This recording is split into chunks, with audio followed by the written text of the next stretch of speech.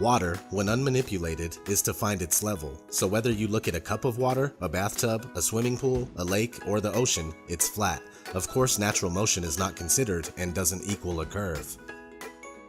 We have zero authentic pictures of the Earth and they're all composites, and NASA even admits that they Photoshop Earth images. It is Photoshopped, but it's has to be. On numerous occasions, NASA admits that we can't go beyond low Earth orbit, which is between 99 miles and 1,200 miles away. The interesting thing is that the moon is said to be 238,000 miles away, which is a difference of 236,800 miles. No matter if you're on the ground, on top of a building, a mountain, a hot air balloon, an airplane, or looking at high-altitude amateur balloon footage, the horizon never fails to rise right to your eyes.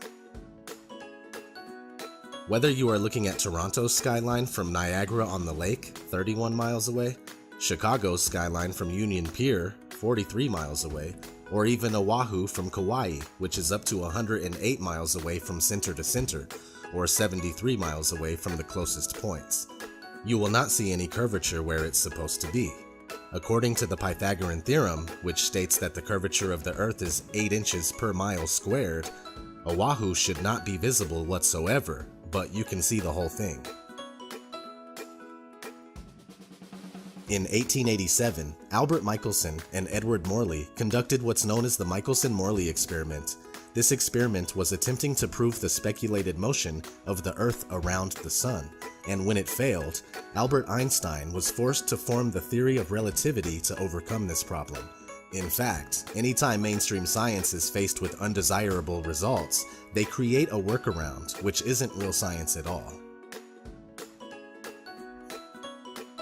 The Sun is claimed to be 93 million miles away, with a radius of over 400,000 miles, but can easily be proven to be much closer and smaller by tracing the crepuscular rays back to its origin in the sky.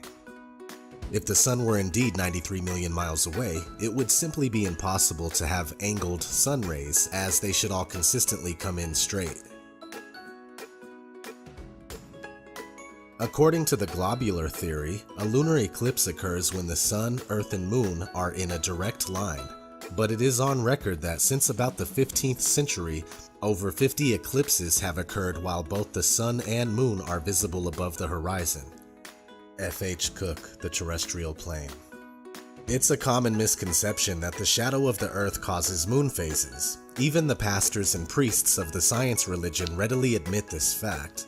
The interesting thing about moon phases is that they are always the exact same 8 phases repeated.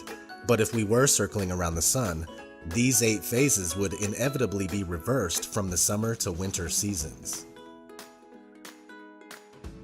I completely understand that the idea of a flattened stationary Earth seems ridiculous in many ways, but that's only because we are taught the false globe model from the very first time that we enter a school classroom. Not to mention the first time we are introduced to the concept of a flat Earth, it's depicted as a highly laughable world where ships, boats, and water would run off of the edge.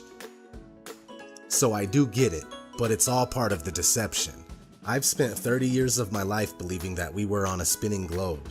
It wasn't until I unbiasedly and scientifically investigated the flat Earth claims that I started to realize that there is more to this theory than I originally gave it credit for. Now, after almost 2 years of research, I'm certain that the Earth is flat. We are told that the Earth spins at 1,040 miles per hour, while the Earth travels around the Sun at 66,000 miles per hour. Meanwhile, the whole solar system is going inside the Milky Way galaxy at a speed of 490,000 miles per hour. And finally, the entire Milky Way galaxy is darting through infinite space at over 1 million miles per hour. Most people believe this. And yet every experiment ever conducted to prove even the simple spin of the Earth has failed. The same thing goes for curvature.